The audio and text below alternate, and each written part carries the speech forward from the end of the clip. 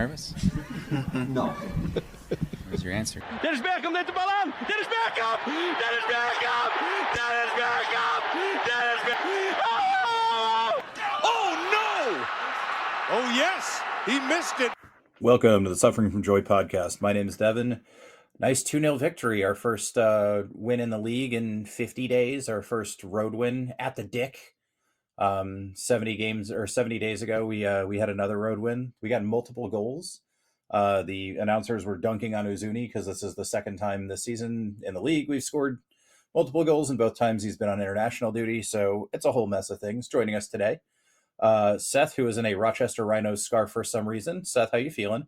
I'm doing great. So the reason I'm rocking a Rochester Rhino scarf is so yesterday I went to watch the doubleheader of I watched the Fire game and then watched the Austin FC match afterwards at the same bar in Chicago. And a number of my friends at the beginning of the year decided to try to incentivize the Fire to score more, and this also applies to the Red Stars as well, that we all donated items to a magical mystery bucket that has become like, it's now like 3 like cartons full of items, and there's anyone who shows up at the bar, you get a couple tickets and you can go do this. And that there's like 50 plus items in there. I actually donated a Chicago House jersey that was from an amazing Open Cup game a couple years ago, that I think we did discuss on this pod at one point. There's just a bunch of different items in there, but I realized, I was like, oh, okay. And my raffle ticket won after the Fire scored their first goal yesterday. So I was like, okay, this is like, what should I get out of this? And I'm like, do I want a signed poster from the Red Stars? No. Do I want a signed Bears football? No. Wait a minute, there's a Rochester Rhinos scarf in here? Like, I don't see that every day. Like, yes, I'm taking the Rochester Rhinos scarf. And then the Fire scored 6 more goals. We scored 2 goals. So I'm going to continue wearing the Rochester Rhinos scarf. Yeah, it's just causing a goal avalanche. Yeah, I was about to say, I watched between the Fire, Red Stars, and Austin scored combined together last night as many goals as Austin FC had scored in the 17 regular season matches before that. I knew we could make this depressing. Also with us today, Scott, how you feeling? I'm feeling good. It's always nice to get a road win that ends at a reasonable hour so we can still get like a little bit of sleep. And I also just love that we can use the phrase, we won at the Dick. Yeah, a lot of dick jokes going around. Nope, nothing. Okay. Pause for laughter. Also, Stan Kroenke is sad if he noticed, so that's always good for me. But yeah, I mean, I thought it was interesting. I looked at the lineup, and we had kind of the same folks we ran out in a 5 a couple weeks ago. And I was happy to see we were playing in a 4 and actually trying to win the game. So any kind of initial thoughts? I was a little surprised to see Galley starting at winger. Got to the point there, it's like, okay, that Robert Taylor, I feel like if he is actually healthy and in shape, would be the starter. And I thought that he might have done like a 45 shift, because like Gallagher started every match in May, and it's like, yay, Dessler can finally start. This is awesome. Like, wait a minute, like, yeah, you can take a day off. And but he was effective over there. I mean, even though I will say, like, there was a stat at the end of the match that claim, and again, like, we'll get into Apple stats later today, but like that claim that we had 42% of our balls went down the left and 40% went down the right. It didn't feel like that in the match that I watched, but I think we were able to a little bit play through both sides, which is something more than we've done most of the season. Yeah, and we'll see if we end up talking about it more in some later sections, but we can talk about game state. We can talk about, oh, it's just a cameo, but Robert Taylor's coming for that shirt on the left if Uzuni doesn't pick it up. He is serious. He is ready to rock and roll. And, hopefully coming off an injury in the next week or two, we get him up to speed and he's fit and firing. You know what? If Red Star Belgrade wants to take a winger that it can help them with their Champions League run, I have one to give them. I don't think he would like to be there, but yeah, there's just like little problems. I mean, there was no issues at all in the match yesterday. What are you talking about? No, luckily no goals. Oh yeah. I mean, this was like, it was as crazy and unhinged as a 0-0 match can ever be. That was something else to see. I hope people spent a few minutes watching that over watching U.S. Turkey or Turkey, whatever we pronounce the name of the country that has some weird leaders at this point. Oh, wait a minute. Is that our country? Oh, I'm not sure. It's a lot of countries right now. I was going to No, say it's the witch bucket. yeah, I thought the thing that Gallagher did that is kind of like the stark difference between him and Azuni is that, talking about one of Josh Wolf's favorite phrases of verticality is also like horizontality in terms of like spreading a defense wide. And I thought he did a better job of staying as a traditional winger position further wide, which stretched Colorado's defense out and provided all that room in the middle for us to get to. It also makes it tougher for the center backs and the midfielders to try and get over and help out when Bukhari is just destroying their left back over and over and over again. They just were not able to get a second guy over there. And, I thought he had the strongest performance last night overall. And you can see how him getting isolated, how good he is and how he's able to use his speed and his confidence. And that's really something that we've been kind of missing. And when you tuck in a second forward inside, you make it that much easier for the rest of the defense to like shift over and stop that. Yeah, I mean, two big things there. Like, I don't know what the upgraded version of on toast or like on triple toast is, but that's what Bukhari had on their guy. And like after 30 minutes, that's on the coach to fix when you know that guy's getting roasted left and right like that. But I mean, the other thing we did a lot more was actually hit the ball long. Mm-hmm. So it gave guys opportunities to do that. But it's also like if you look at the Rapids, like, okay, what could have you done there? And like if you are scared of Brandon Vasquez, which maybe they were, maybe they're not, like I don't think like they had the roster moves to make that adjustment. No, but I mean, you can shade a defender over there and say beat me with someone else. Like at least that's changing it up. But yeah, I don't know. It's a good problem for us to not deal with. Yeah, I don't know what Colorado could have done differently because ultimately they are a like possession team playing at home and wanting to play that kind of possession style. And the announcers, I thought the announcers were kind of uneven last night. I thought they made a couple of good points. And one of the points they made was that, Austin trying to play on the counterattack, once they got that goal early, only made the counterattack better because Colorado kept pushing up. And that is really like the blueprint in this being a like theoretical game of how Nico wants to play, which is still like only like the second or third time we played like this, which is you try to get a goal early and you counterattack the rest of the game to pin them back and you use all the speed and all the attacking verve you have. And in watching this game, I was watching the highlights before we hopped on. Like, if Brandon Vasquez was just a little bit better, he possibly could have had a hat trick last night. Like, or conversely, if Nicholas Hansen wasn't quite as good of a keeper, like he had a lot of really good chances, he just didn't finish them, and that's not necessarily a knock on like the style of play, but it is also a thing of like, for a team that is lacking goal scoring, you look at those and you're just like, okay, these are like this is why we're not scoring, is because we're not finishing these chances that you're created that are really good chances. Yeah, and we talked earlier in the season, like, oh, they'll figure it out. Like, we're halfway through the season. I think this is just who we are. We're going to have to, like, avalanche chances. But it did feel a little bit like, Colorado had some good chances, and there was some finishing variance where another day we could, win this game 5-0. We could lose this game 2-0. But, I mean, that's been an upgrade over where we've been kind of recently, where it's a lot of, like, shit, we got one or two chances and they didn't go in. We're in trouble. So it's nice to actually have some offense. I do have a question. So every time I see Georgi Mihailovic now, he looks more and more like Pete Campbell from Mad Men. And he's just got sort of the like twerpy haircut and he's always upset. And I just don't know if like it's affecting his play because I thought he was good last night, but seemed like maybe a little off. Like he had a couple really nice passes that I would be screaming at my teammates if they didn't put away. But also he sort of like faded out of the game for long stretches, and I don't know if we're kind of lucking out if we did anything to mark him out in those stretches or what you guys saw. Like this is a guy who's on the fringe team, like of getting called up to a match like yesterday for the U.S. Women's National Team, and the fact that he didn't get that call up, I have to imagine his headspace is probably not that great, and we likely benefited from that. Also, who did get a call up is Cole Bassett, and Cole Bassett is his main partner on that side, and he sort of feel like, oh, all of the chance creation is now going to come on to me. I don't get someone to help me in the buildup. That showed last night. Yeah, and they played Cole Bassett's younger brother, who's also a homegrown Sam Bassett, but he's only like just gotten onto the team. I like what Colorado has in a lot of places, and also they just don't seem to be quite good enough to turn that into being more than kind of what they are. And anytime you kind of lose like one or two guys, they just kind of like fall apart. No, but they are a solid team. We talked a little bit about kind of finishing variants. To me, there's nothing like otherworldly saves from Stuver, but he made a lot of like good saves, like things I would hope he would save, but you see some keepers let in.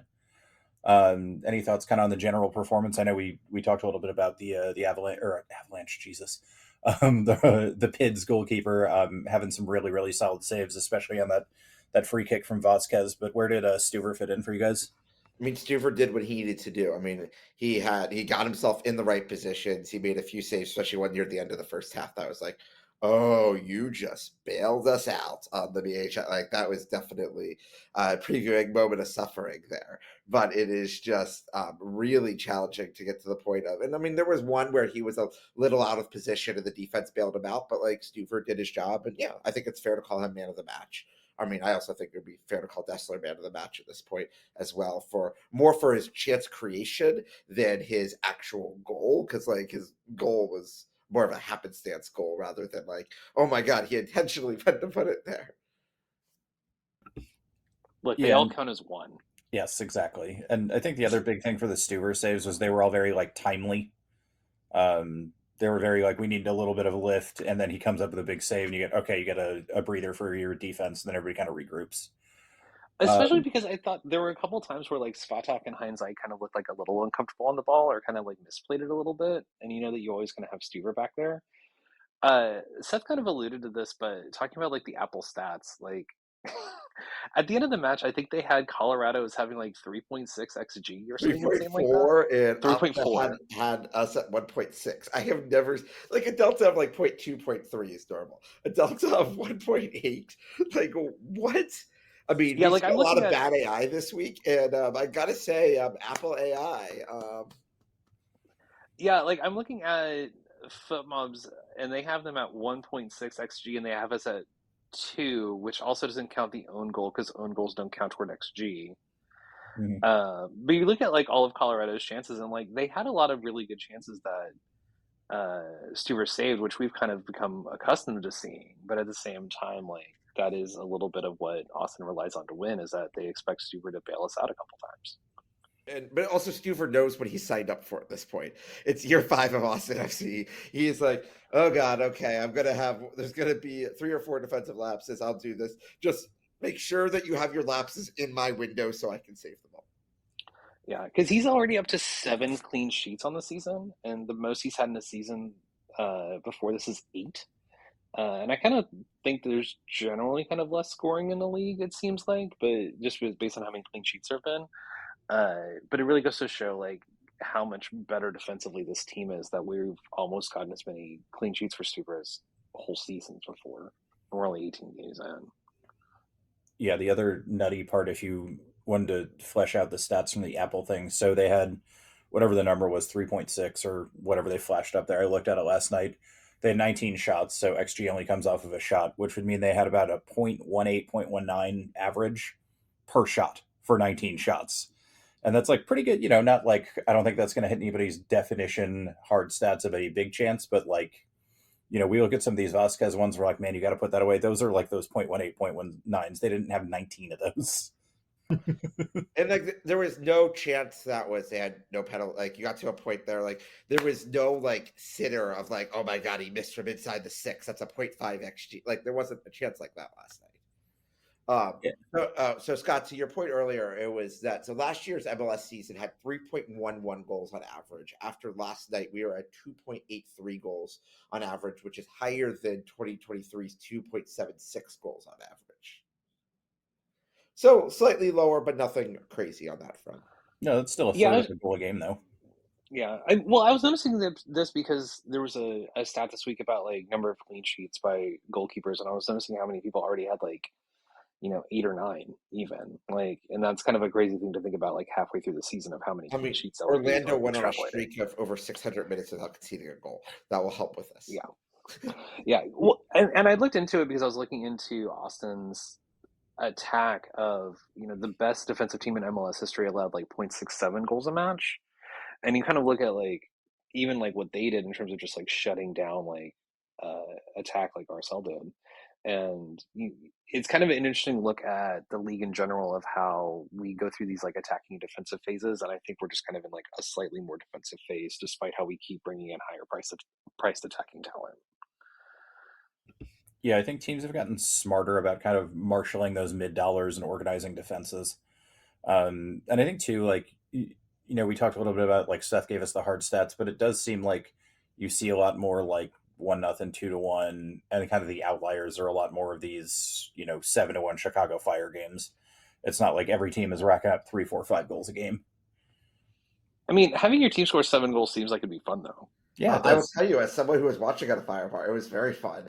Also, I'm going to congratulate the Chicago. I have not pulled the stats on this yet this morning, but the Fire because they've only played, so we've played 18 matches. The Fire have only played 16 matches so far this season. The Fire have both scored and conceded 7 goals in a road match this far in the season. Also, the Fire have 18 points on the road and 7 at home. MLS gonna MLS. Hey, it is just going to be. But we also have the very fun. So next Saturday is the doubleheader where the Red Stars are playing the Seattle Reign at 4 at Soldier Field, and then the Fire play their return match against Nashville, the 7-2 loss that they had in Nashville. And that there is a potential, and the Red Stars have not got all 5 of their points this season have been on the road. So if the Red Stars or Stars get a draw or win against Seattle, they will have more points at Soldier Field as a home field than they do at their actual home stadium. Good statting. None of this is going to make sense. But I think I might have told you this, but I don't think I've mentioned this on the pod, that when I met Greg Berhalter a couple of weeks ago, he very much told any of the Fire fans who went to Nashville for their 7-2 loss that all of them should have demanded a refund from the front office. And U.S. Soccer. He can make it happen. Hey, I just don't know how much love. I mean, then again, but Sebastian didn't sub in yesterday afternoon. Very disappointed by that. Yeah. But he also, the question is, I don't actually know, even though he didn't play in Mexico City, I don't know if he traveled to Mexico City. So I also don't know if he was 100%. I imagine he went just because if you're going to be there for like the trophy lift, you still want to be around. Yeah, so he might have very well had the food poisoning the rest of the team had. Do we know if like the Chicago Fire also do thirst trap photos after they win away games? I haven't seen any, but now I'm going to do some Googling and I will keep you posted. There are a couple other teams that do it. I don't remember seeing anybody do it before Austin did, but I also didn't follow MLS that closely. I mean, do we want to talk about the match first before we talk about the photo, or do we want to just go to the photo? Because this one's kind of unhinged. Yeah, let's do the photo first. Give the people what they want.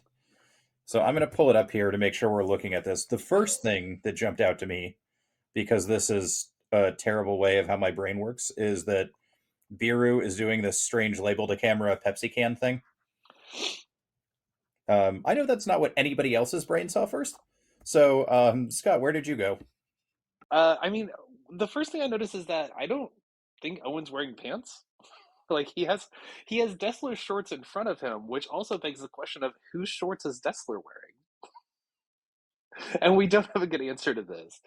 The second thing I noticed is that there was some really good lineup symmetry because like Zahn was on the left and Gallagher was on the right, and they were both doing kind of like silly like check out my abs poses, but also in a way that like seemed to capture their personalities. And so I just really enjoyed like that lineup symmetry. Are we assuming, because I am, that Owen is full in the buff here other than his shoes? Yeah, I think that is a pretty safe assumption at this point. Okay. Moving slightly further to the left from the photographer's point of view, Brandon Vasquez simultaneously looks like he's about to pass out from malnutrition and very excited.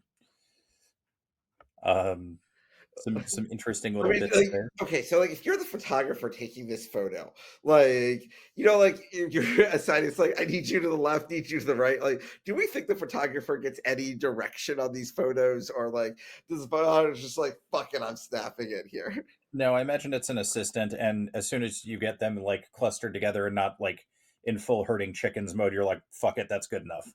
That's my assumption. I kind of assume they do the thing where they hold the button down and it just takes like 10 and they pick the best one. And at the same time, it reminds me of that episode of Ted Lasso where Keely yells at them to hide the beers when they're taking a picture in the locker room with the goddaughter, whose name escapes me. Nora. Somebody has to be there to like look at that and be like to make sure that it doesn't get too far, because some of these went a little far, and this is me calling it unhinged, because that is, I think, the lewdest of the locker room photos we've seen, which is a compliment. Yeah, which yes, very much a compliment. I mean, we were at the Dick and we almost saw some, some nice Dick sausage. So which part of Danny or Booker, by the way, I'm really doing my best to not do this Letterkenny bit, but I'll put it in the show notes because there is a whole Amish family with the last name Dick, and they just go like 5 minutes of puns on this without laughing, and it's fantastic. So between Bookery and Danny, who's going most thirst heavy here? Because I feel like it's almost like a, mermaid situation. Like, would you rather be top half or bottom half? I mean, It's 100%. I mean, it's just like because I think Danny is trying for more of the thirst trap. Like Bukari's just like, oh, I just like took off my shorts, so I was about to hop in the shower. Where like Danny is like, he is pulled down to a point there. It's like, okay, there's very very little left to the imagination at this point. I mean, there's enough to just kind of get you going. Yeah, okay, all right. I see where we're going here.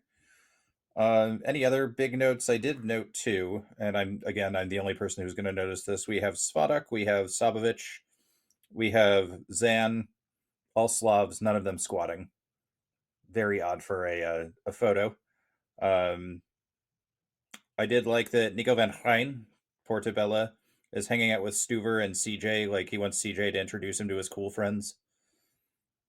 So that's a nice photo or nice bit there. I don't know why feel like Gallagher's there are in an some armband. people that are disappointed that CJ did not get slightly more centered in the photo. I mean, if he's supposed to be moving from the wing to the striking position, if we're following in this, he should be more central in the photo. He also swapped sides. He's on the right. He's on the right now, so I don't know what's going on there at all. The other one I wanted to shout out is Svatok is in the very back. He is shirtless and like fist pumping in a way that looks like very celebratory. In a way that you kind of, I feel like Svatok either has like a like, I'm really happy celebrating, and I'm really serious about to fight someone, and there's kind of no in between there. It's a bit Ivan Drago. Yeah. Which again, a compliment. Yeah. And then you have Nico Dubersarsky in the back who has like the squinty eye, like am I supposed to be here picture? Which I just always, I mean, as someone who's very unphotogenic, I have to appreciate that of like, okay, what am I doing here? I'm sorry, that cameraman who showed your close up for like 10 seconds, however, did think you were very photogenic. Okay. Okay, so I think I figured out the CJ thing. If you look at it from the player side, he's playing left out. And that's why he's in that position. I still don't get why Gallagher took his shirt off and he's in a black armband. Like, presumably that would go over your shirt. Any thoughts? I mean, I was also noticing that, I mean, and Stuver does this pretty regularly, that Stuver is one of the few players I've ever seen in all of soccer who wears his long sleeve shirt and then wears his like sports bra, whatever we're going to call device measurement technique. Like almost everyone else wears that as a base layer. And it is always interesting to me that Stuver chooses not to wear that as the base layer. I don't know. All right, we got some solid like 5 minutes of content out of this. Do we have to talk about the match now? Oh no, we get to talk about the match now. That's weird. Let's talk about there are actual good things that happened. Yeah. Walk us through it, Scott. So the goal has, with most of Austin's attack, started with Bukhari down the right, and that poor Colorado defender who just could not deal with him at all. I saw the quote earlier of like, you get the puck on the net and good things happen. And this was a very like, we're in the Stanley Cup finals right now. This is a very like, you get the puck on net and good things happen kind of a goal. Yelled it for 3 fucking years, Scott. We have. They finally listened to us. And it really was a just like, hey, we're just going to keep hitting in. We're going to ping it around. Danny actually gets a really good hit on it. And I was glad that he got credited with the assist for it. But, Dessler was just kind of there and it deflects off of him. And like, each goal counts as one. I think that's going in even if he doesn't touch it. I'm not sure if it's going. It's definitely on net. I'm not sure if it's going in or if it gets saved. but the deflection that close to the keeper means the keeper has no chance of reacting to it at all. Yeah, I think actually Dessler being there is a form of divine intervention because Danny only scores bangers. That would have been a good goal, but not quite a banger. And we would have had to have essentially an epistemological breakdown and figure out what's really going on. And I'm glad we don't have to have that sort of crazy internal existential crisis. So thank you, Mikhail Dessler. Seth, any thoughts on the goal? Yeah, I mean, again, it is so much like get the ball in the 6, and good things will sometimes happen. I mean, a lot of times, I mean, I also like there's part of me that's like, okay, if Azuni was in there, he somehow would have hit the post at that. We wouldn't have gotten anything from that opportunity, which is like, okay, like cringe there. But you know what? This is like a moment where it's like, okay, good players will find ways to get the ball in the right spots and will find ways to finish. And they don't have to be the prettiest of finishes, but it counts. No, and it's good vision to see the pullback there too. I think we tried that a couple other times, some to varying degrees of success, but I like that we're looking for that. I still like everybody crash the box, flashed across the zone of uncertainty. Always a great move, but having like other ways we can do that. Okay, now they can't just crash down. They have to worry about the pullback. So other teams are going to see that, and that's going to open things up going forward because they're going to scout for it now. Yep. Also, that was our earliest goal of the season. I mean, that was what, 6 minute? Oh, was it? I was thinking it was like the 11th or something, but it was pretty early in the match. Not like these are easily findable things that we probably should have looked up before we started recording. Yeah, but this is what we do as we record on Sunday mornings here. But I will confirm this. Yes, that was a 6-minute goal. Yes. Okay. Yeah. All right. I think our earliest also as a note, banging a pass off of Dessler and him while he's in the box is 0.72 xg. Yeah. Which I love that Dessler gets credited for because he was just standing there. Yeah, I mean, I guess it's technically a shot. So, do we get like Danny XG plus Dessler XG there? No, because Danny's action technically counts as an assist as a pass officially, and so he doesn't get XG off of it. But he gets an XA off of it, and yeah, but that should be a very high XA because if it's that easy of a finish, that's how that works. Yeah. All right. Well, we're just going to keep picking apart some of these stats. Yeah, we did get a little lax, and they had quite a few chances. We kind of mentioned some Stuver saves. We had some bailout defending. We had some Brandon Hindsight giving the ball away for some reason defending. It was a little chaotic, but that's kind of what I thought I was signing up for MLS. Like when somebody was like, you're going to have an MLS team, like this is the game I kind of thought of. Not kind of this like slow, drudgy shit we've been playing for 5 years. So I was a little excited, even though, I was on edge, but it was like, okay, well, it felt like even if we give up a goal, we might actually be able to score another one, which is kind of a weird feeling. Yeah. Also, just like the fact that we were running a coherent counterattack was just like, whoa. Like, I mean, like we've shown signs that we can do this. And like, we thought it's like, okay, what was our number one complaint about the Josh Wolf era is that we wouldn't utilize our speed. This is a match where we went up a mile high in altitude and we're faster than the team that normally has one of the best home field advantages, despite their like relatively lackluster crowds, that we were able to take advantage of that. Like, this is a match where we played to our strengths and yeah, we should be able to get 3 points in this. We should be able to get 3 points in places like RSL because this team is fast enough to take advantage of these situations. There was a run at the end of the game in like the 94th minute where Vasquez just like didn't have the legs to do it, and people were like, "Oh, Vasquez is slow," blah blah blah. And I'm like, they're in altitude in the 94th minute. What do you think is going to happen here? Like, yeah, I don't care if he chases that down. I'd rather he keeps his hamstring. Yeah, like I know some fans just like don't understand how grueling soccer is or how much more grueling it is like when you're playing at altitude. It's wild. I mean, how many people in Los Verdes Slack could be running for the 94th minute of an MLS match? Like, give me a freaking break. Let's go 94th second, and like even then, like it's not that many. Yes. Yeah. Like it is just like you have the consistent reminder of just like how good of athletes these guys are. Like, if the locker room photo reminds you of anything, any of you look like the worst in shape person of this team. Like, yes, like we might say that they're not in the perfect condition for this, and that's fair to a point. They're professionals; they're being paid to do this. But like, holy shit, they're still professionals, and there's a reason they're professionals. And even the best pickup players are about 15 levels below them. I mean, it's been kind of fun to watch TST over this past week of people who are like, oh, like I can hop in for like 5 minutes, and then you watch the people who are like, oh, they haven't trained in 3 years, they've been retired, versus like the people who are actual like futsal players, and it's just like, oh, this is different. Yeah. And like we talked about before the show started, it's nice to still see Luis Nani just scoring bangers. For you. That has been fun for me. And then because I thought that Austin just had a. We've complained about this a lot of being like, okay, where are the goals going to come from? What's our style of play? What are we trying to do? And this is a game we actually got to see that. Like we defend in numbers and we sit back a little bit and then we hit them on the counter when they move up, and you utilize that speed. And for those of us who've been talking about, no, this is the way we need to play, like this is the way we need to play, and we need to have guys out there who can hit those balls forward to do that. And adding Dessler really changed that dimension. Speed kills. So then I gotta ask, like, is this team a playoff team with Dessler healthy and possibly a 10 coming in this summer? I think we get a solid spot where at least 7th or better, assuming stay relatively healthy. I still believe playoff team. I think we'd have a puncher's chance of beating almost anyone except for Vancouver, and I think we end up being like first round playoff fodder.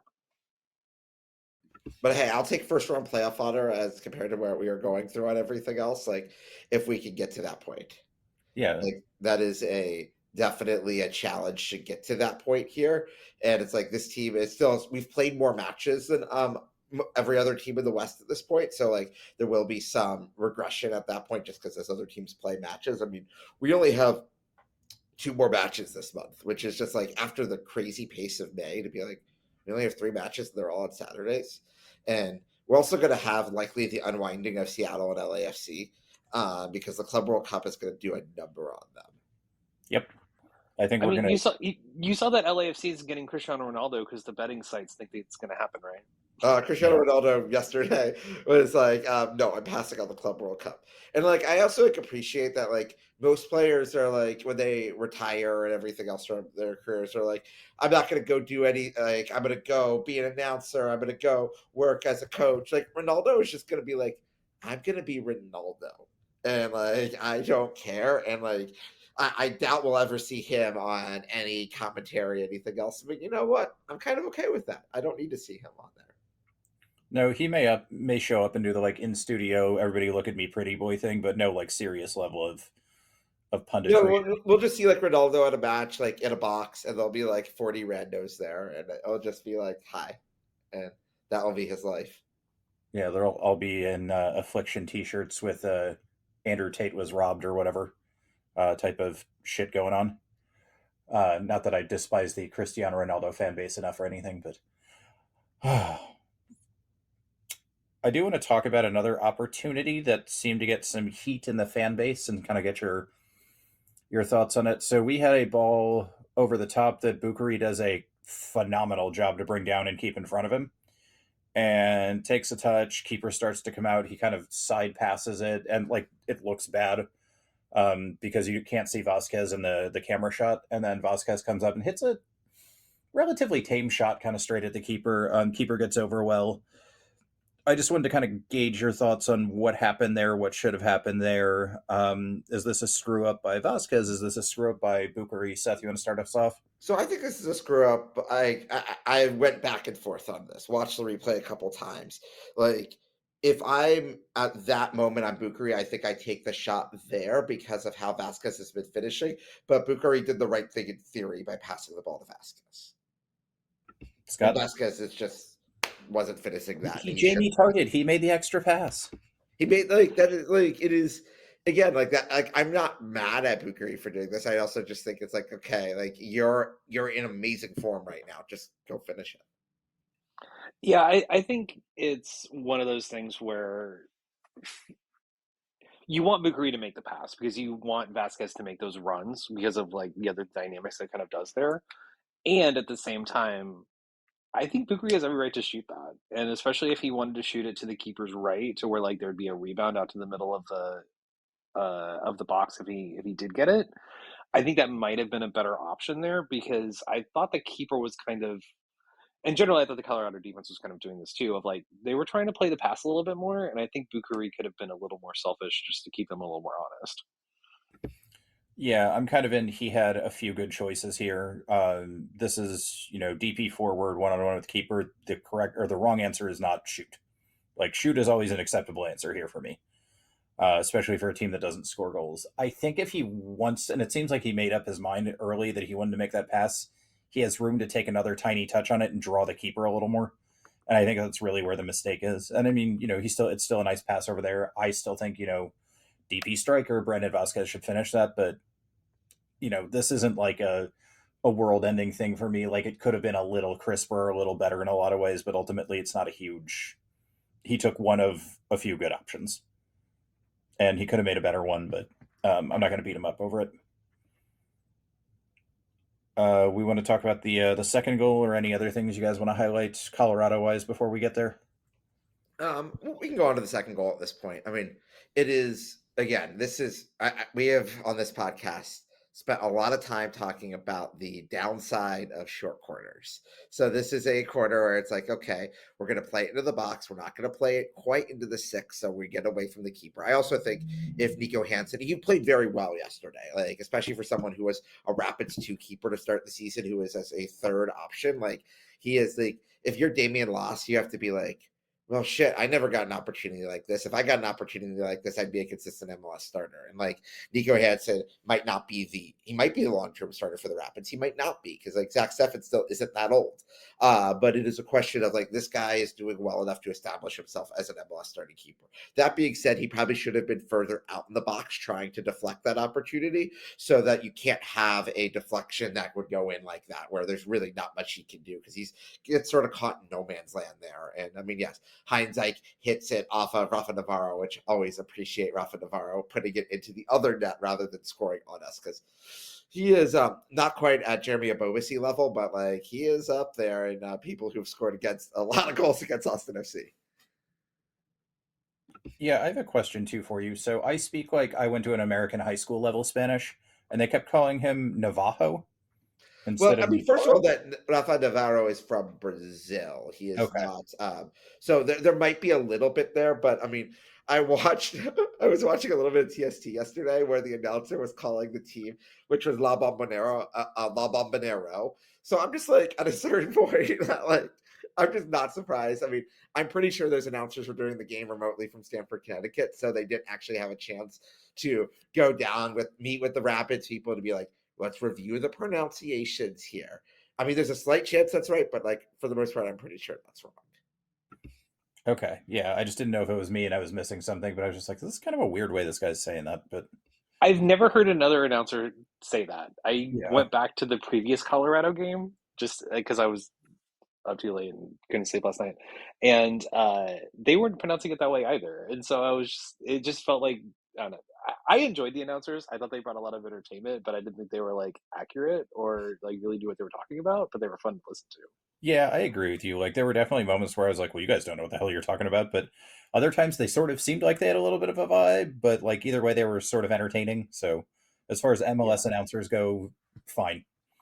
My bigger question on this goal is, so it got marked as an own goal, but are we sure that Heinzike header wouldn't have been on net though?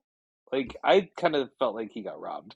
I watched it a few times and I couldn't tell because it didn't look like there was like a good angle, and I tried to slow-mo it a little bit, but like it was just hard to see from the camera work. I was about to say, like, that is a state, again, like, what this is a constant gripe. I feel like you can just press a button here. It is year 3 of the Apple TV contract, and I don't have an angle good enough to see how that goal was actually scored. How is this a thing? I don't know. I will say, like, that was in. Okay, now I'm getting confused, but I am 80% sure that is in the end where ROA fans were. So, like, ROA fans had a better view of that than we did on Apple TV. Well, it was hard to tell too, just with like the speed of the ball, because that like it wasn't like a shot in and then it like ricocheted off a head. Like that power was generated off of one of those heads. And I couldn't tell, but I mean, I guess we'll go And I'm to. sorry, but if you're generating that much power and at the angle, like clearly Heinz had to have done something to it. Like I don't know. That's my biggest gripe about the goal is that I thought that Heinz was robbed. Do we know, Seth, if MLS has an equivalent of what in England is awesomely called the dubious goals panel? I have not heard. I don't believe that exists, but I would nominate myself to be on that if that were to be a thing, because that would be a great job. I think our podcast. I will say we will do it for free. We don't need to be paid here. We are just happy to sit in a room every Sunday night and just like review everything to make sure that my people scored it. Like I'm happy to I do mean, that as service to the league. there's an account that tries to use TV camera angles to determine if something is offside or not because we They're don't have an so bad at offside in it line too. in Oh MLS. my god. I feel like having a dubious goals MLS account, like that's a good bit. Yeah, we could do that. I mean, it's always since I heard of that, one of my life goals was to be the head of the dubious goals panel for the shadow cabinet. And it just seems like a great job, like easy retirement job, right? I mean, do you get a pension for that? Yeah, it's fucking England. Everybody gets a pension for everything.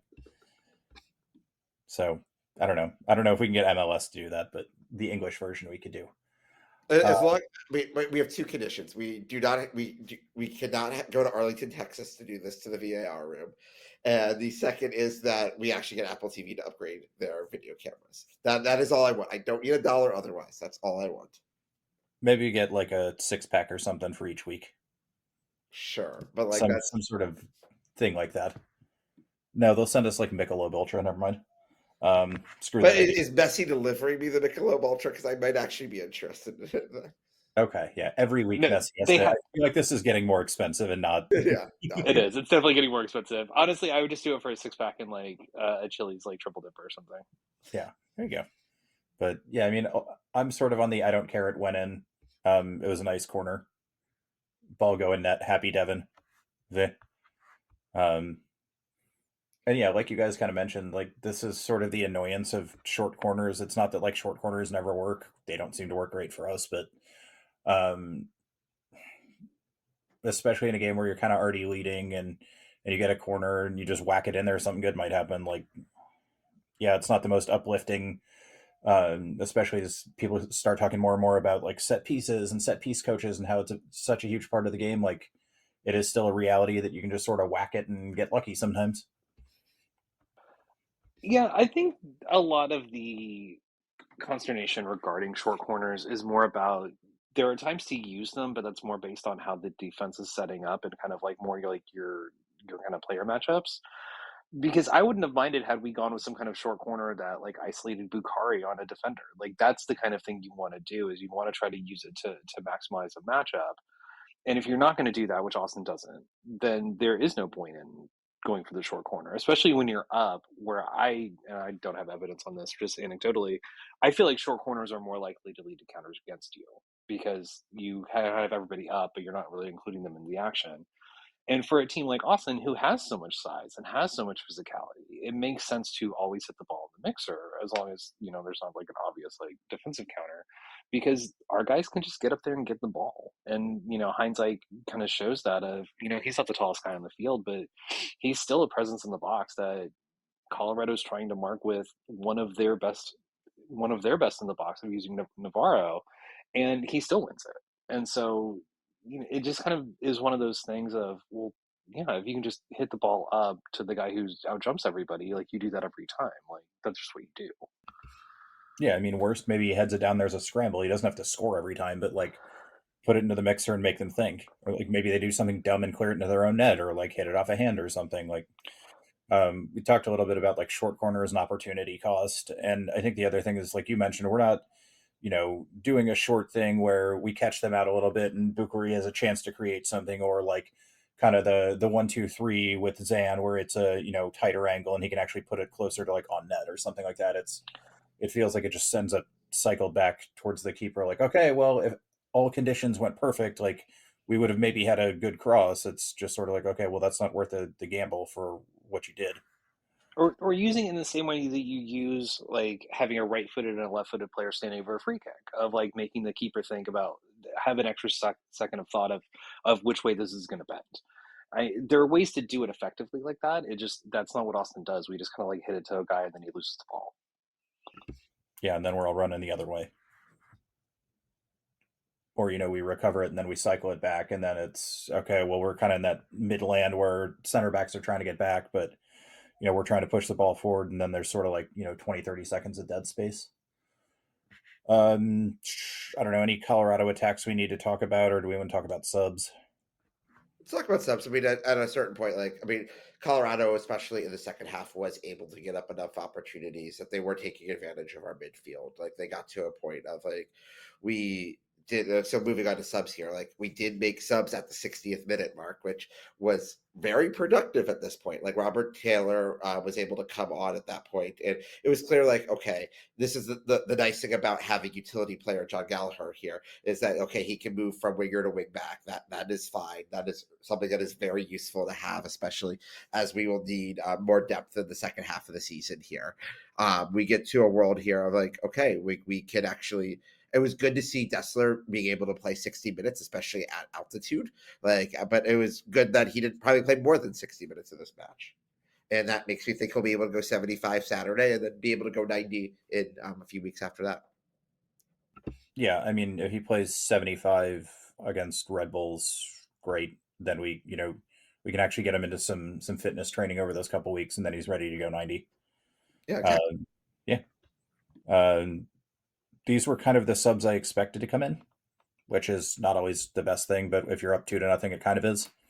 It's just getting some legs on the field. We were only up 1-0. The second goal came after the first two subs. Yeah. But I mean, the later subs, hey, O'Brien, go run around a bit, that sort of stuff. I thought Taylor was impactful on the game.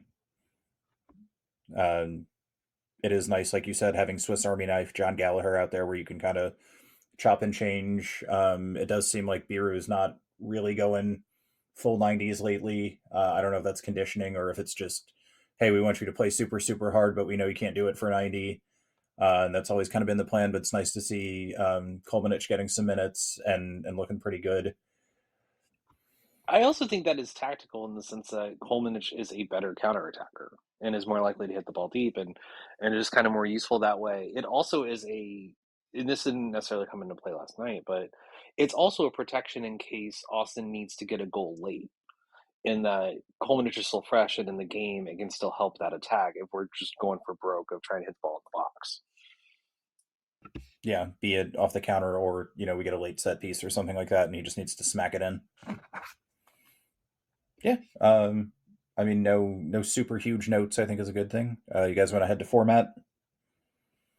Alrighty, Seth, you want to go first with your stock rising? I feel like a couple of these are going to be obvious. I was going to say, I'm going to go with Mikkel Dessler there. I mean, as we were just talking about him, seeing his return to the starting lineup. I mean, he got hurt against Colorado in our home match against them, and just seeing that come full circle, because I think we would have got at least a point out of that match if he had been able to go a full 90, because we had created a bunch of opportunities, and I think we would have created more with him back in March. And just seeing him back there makes me think that this team is okay, we've been through a lot, but we can.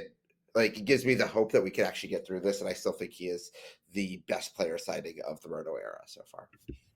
Yeah, I know when we first started doing some podcasts, because he played in the Leagues Cup, and we didn't cover that for reasons you can go back and listen to, but when I was first watching him after that break and he was playing games, it was just like, oh, the adult's on the field, and it very much felt like that again, which is nice.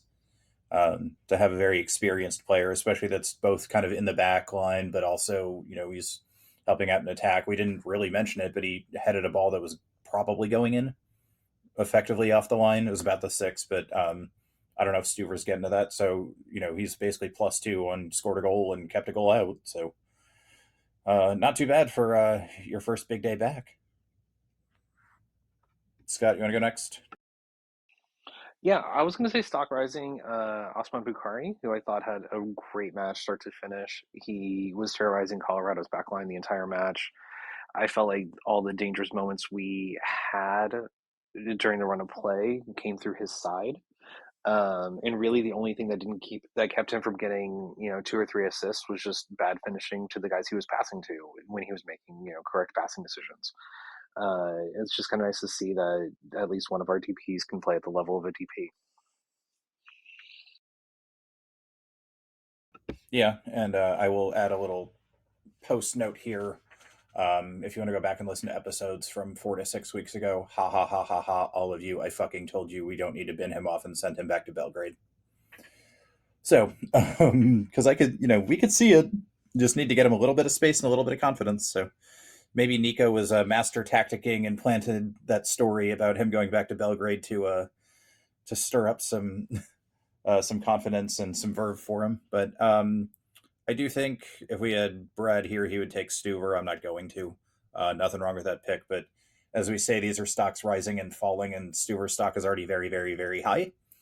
So he did improve it, but not as much as I'm going to go with Danny, who was, we talked about kind of having a lot of that counter, and some of it was just hitting the ball long, but especially early in the game in the first half, anything we got through the midfield, he was beating 2 guys, 3 guys.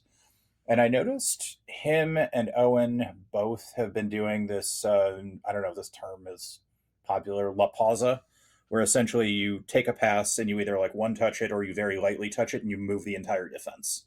So if you watch Sergi Busquets, he does this shit all the time. But it's not, oh my God, I have to dribble forward, I have to dribble back. It's just half a beat, wait for the defense to move, and you react to it. And then you move them again. So they're already off balance instead of taking what would have been your first kind of touch. But I noticed him and Owen doing that both a lot more, and he looked very good at it because he's got that kind of quick foot dribble and he can go side to side. And it really, really looked like, maybe he's always had this and he just never pulled it out. But if that's a new trick he has, I would like to see a lot more of it. Scott, you want to go for our stock falling? He wasn't there last night, but Mirto Uzuni. We kind of alluded to it again. This is only the second time Austin scored more than 1 goal in a league game this season, and both of those were games that he did not play in. And I think at some point you just kind of have to question. I think a friend of the show, Jeremiah Bentley, said something about Uzuni's best position being Vasquez's backup, and that's not a great thing to say about your club's record signing. And also, it seems kind of true. Yeah, at least it's true for now. Maybe he comes off the bench and he starts scoring like crazy, and then we have this guy's great off the bench. Do we want to start him? Okay, but he's kind of bad when he starts, kind of problem, which is a good problem to have. So I'd rather us get to that. And yeah, I mean, even if the Apple announcers are starting to call you out for that, that's not great. Seth, you want to go next? Yeah. So my stock falling is okay. Go ahead, Scott. Sorry, just to interject, but it's bad as a narrative or known enough as a narrative when the Apple announcers pick up on it. Yeah, when Apple announcers are throwing strays at you and they're accurate, you're in a bad spot. Seth, I'm going to go with Hunter O'Brien. You get to a point where when I saw that he was not in the starting lineup, that's like, okay, wait a minute. John Gallagher, who is running on borderline fumes, but still has his ever Guinness fueled Energizer battery here. It is getting to a point where effectively now with Taylor coming in, like O'Brien is now the 3rd option at winger on the side or 2nd on the other side, but really even possibly 3rd. Like it's a question of like, where does he fit into this team? But we're going to need depth, and like I still see him as a depth piece for this year, but it's like, where does he fit into the long-term vision of this team is something that is pretty, if everyone's healthy, like I don't see him getting very many minutes at this point. Well, he's also, got to watch out too. I was watching Albania yesterday and they played Uzuni off the right. So yeah, never know, especially if he's going to the bench. Yeah, it is going to be I'm very curious of where he fits into this team, and he doesn't necessarily need to fit into this team. If we have better athletes, put the better athletes on the field. I got no problem with that, but it is a little bit of a problem for Hunter O'Brien. Yeah, there was one play towards the end of the game where Vasquez walks in, he has a shot, I don't have a problem with him shooting it. He should score, but he doesn't. But he also has the option just sliding it across, and that would have been a tap in for O'Brien. So give him a little bit of credit there, being in a good spot, but you can definitely see the drop off between Bukari and O'Brien at this point. Yeah, I sent you guys this morning a little bit about Thierry Henry talking about having a youth coach who basically made him play slow, so he would know how to do things when he wasn't just super, super fast. And I feel like Bukari got some of that training and O'Brien did not. Oh, I have 2 here, and so I'm only going to pick one because we did win 2-0. I'm going to go with Sapovic.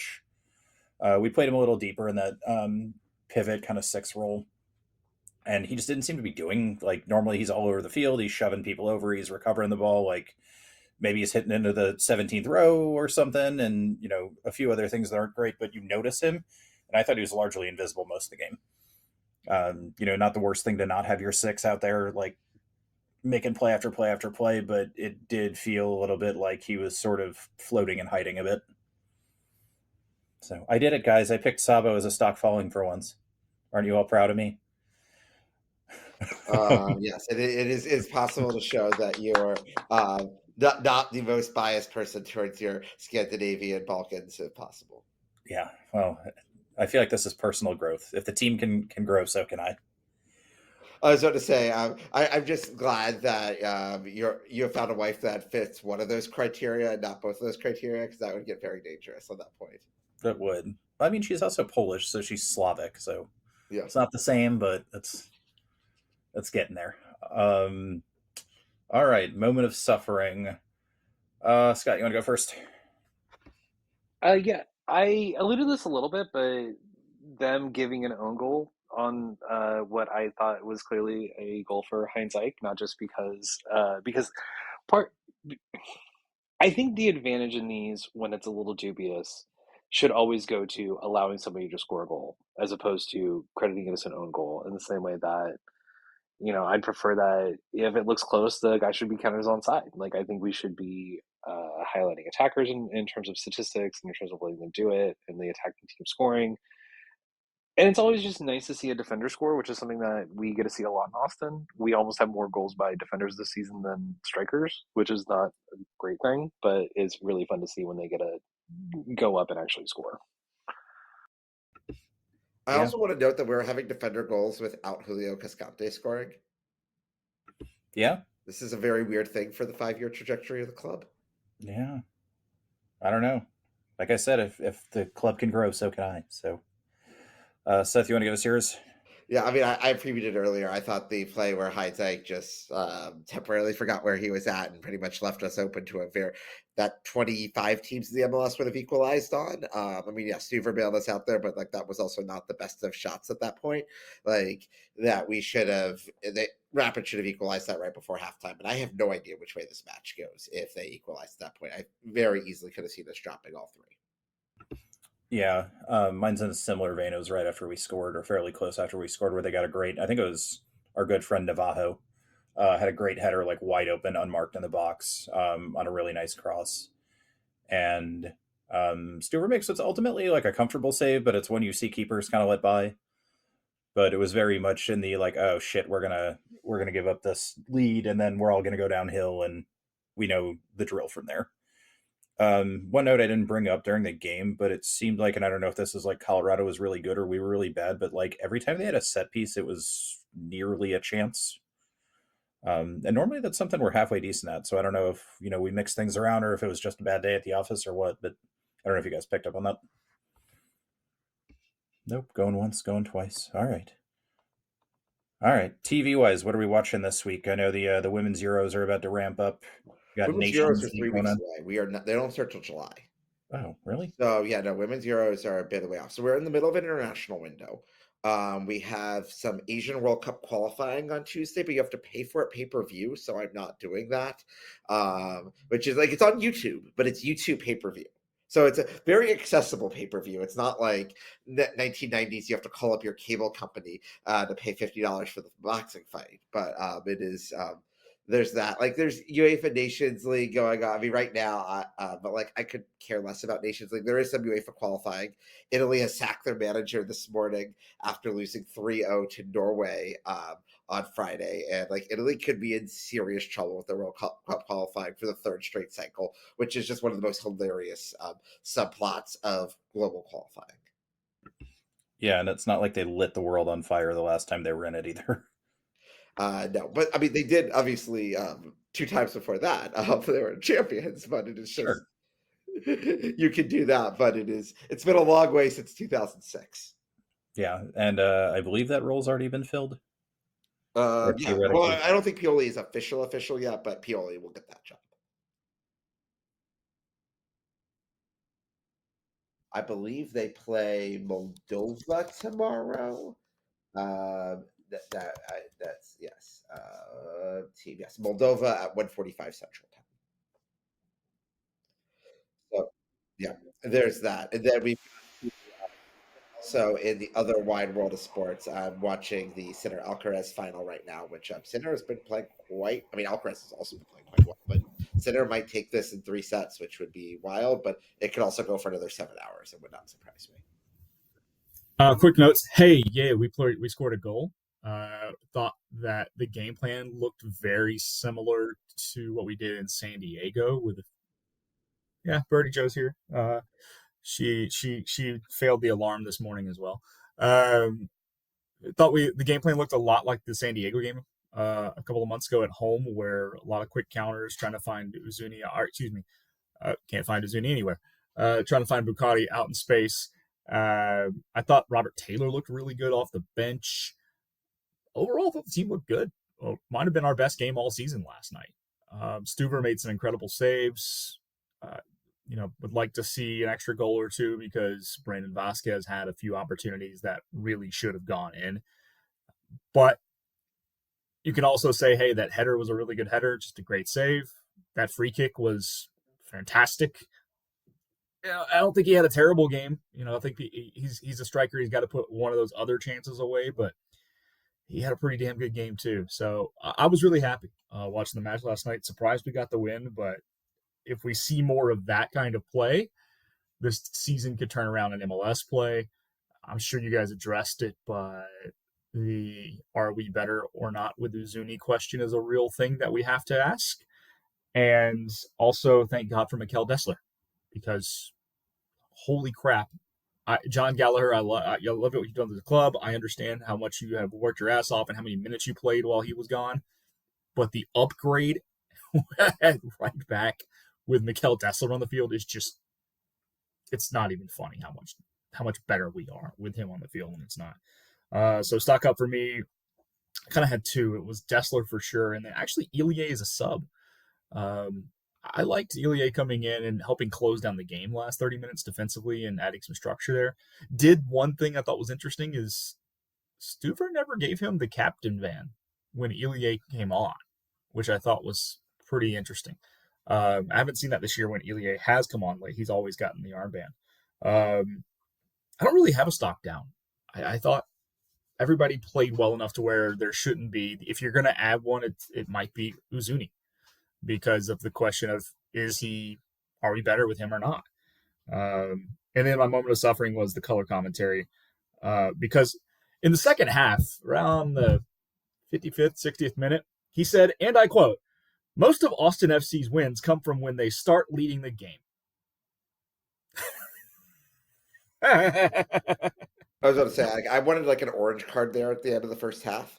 Like that was it probably was, Slack might have wanted it to be a red card. It was probably a yellow card, but like it was a pretty aggressive yellow and there had been a lot of fouls before that. So glad he finally went to the See, this is what I do when we get to the point of, for the listeners here, Devan starts going on an Arsenal rant, unhinged against Liverpool for no reason, and his internet cuts out. I had nothing to do with this, but I think this is this year. But like, we do have a magic button here that we can process suffering from joy. That whenever you need to make an unnecessary comment here, you can be ejected from the podcast. I think we're just assuming now that the podcast is Three Pearson Podcast. So, I jump on, Devan has to go. That's how this works today, right? Well, there is the rule that only three of us can be in one place at one time. We always have to have a designated survivor. Yeah, that's true. I have no idea what just happened. I'm glad you guys are still on here. Back to your ref comments. One quick thing that I've started to notice, and it's annoying the hell out of me, is anytime BB9 or Brandon Vasquez gets just absolutely mauled, the ref looks at him like, eh. And I'm sorry, but just because he's big doesn't mean he's not getting fouled. And I see a lot of this. You see a lot of this in basketball too, where guys in the middle and big centers and everything will not get calls that anybody else on the floor gets just because of their size. And I'm tired of that BS because there were several times over the last few games, but last night too, where he was getting literally pulled down and no call. Yeah, I can see you taking like size into factor when it's shoulder to shoulder or something, but like, there was one where a guy like basically kicked him in the back of the knee. It's like, well, I don't care how big you are. If you're big, that's a disadvantage here. Yeah, you shouldn't be punished just because you're a big dude. Also, Yeah. like, if we're looking at it from a league perspective, going back to like an NBA thing, but like, he's a DP fringe national team striker. Why is he not getting calls? Yeah. Because he should be. Like, those are the kind of guys that you should be trying to highlight and protect, really. Yeah. I mean, did Vasquez whisper something in his ear at the beginning of the match that led him to not get calls? I don't know, but or it's like this is MLS. We're going to give the home team some advantage. Yeah, there's a little bit of the truth in there, but I think on average that's true, but it seems like we don't get that as much as I would like. Maybe I just watch too much college football where it's usually very obvious. I think it's one of those things that would have to be more like in the aggregate, in terms of like smaller calls as opposed to like large calls, because MLS does have a fairly consistent home field advantage in terms of like just like home teams winning and how hard it is to win on the road here. And at some point, like that is more than just the random factors of the teams playing. Like there has to be something more to it. I don't know. Maybe they're just bad at their jobs and inconsistent. Who knows? Any other news or notes or anything we want to hit on before we get out of here for real and on purpose this time? well, we haven't covered another thing that happened that was very important in the world this weekend is that we had the first week of CFL games, and I don't know if any of you guys saw anything that happened here. Over under, how many Rouges did we have this week? I didn't count the Rouges. I just saw the Mad Scramble. That was pretty amazing. I haven't seen one all weekend. We had 3 Rouges and all by teams that lost, but I put in our chat here the mad scramble that the Edmonton Elks had that somehow only got them to the 1 yard line, but was one of the most impressive 39-yard gains right before the end of a half that you'll ever see. Yeah, it was solid. I was going to guess 2, so it's close because I mean it's not like there are that many games, but I only get 4 games a week, but yeah. I believe home teams won all 4 games this week, so home field advantage might not matter as much in MLS after we saw what a 9-1 drubbing of home teams in the 2 matches yesterday, but it seems to matter in Canada. Yeah, we got 3 matches today? We got 3 matches today. We have the Sicko Special of the Year in the Whitecaps Seattle Sounders match. The Whitecaps have 18 players that are either questionable or out due to international duty or illness after their poisoning. I'm drinking probably some contaminated water source or food in Mexico, despite bringing down multiple nutritionists to Mexico with them. And they are really struggling on that front. So, we will see. In their next pro team also has an away match that is not in Seattle tonight. So I will be very curious what lineup they run out there. This could potentially be worse than 7-1. They could, if the Sounders don't win this one by a huge margin, shame on the Sounders. All right, maybe we'll get the teenager curse reversed. And that would also be the funniest outcome. Yes, that's what we always do. Well, I haven't seen how many short-term loans the Whitecaps have pulled up, but like this is just going to be an utter disaster. We also have Portland and St. Louis and the early match at 6, and then we have one more. We have LAFC and Sporting KC also at 8:00. So some nice Sunday evening soccer. Portland, St. Louis sounds like it might be root canal level bad. It could be, but I mean, St. Louis with a new manager, maybe they get a new manager bounce here. Yeah,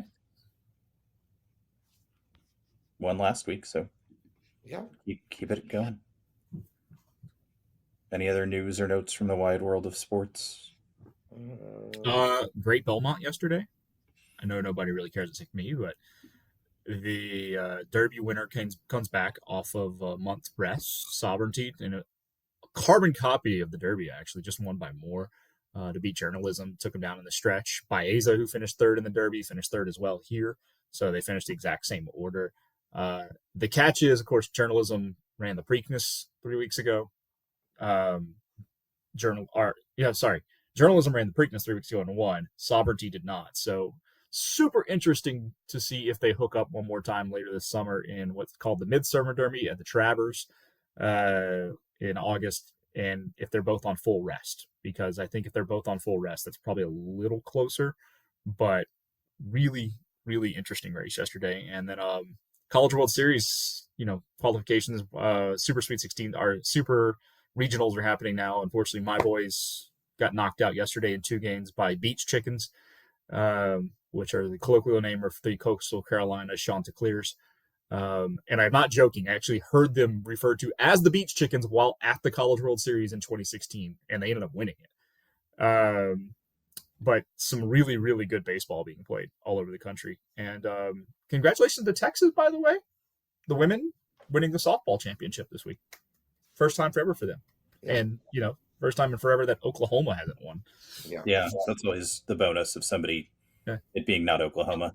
Also, and likely a Directors Cup win for Texas, too, assuming the track and field teams do not do atrocious next week.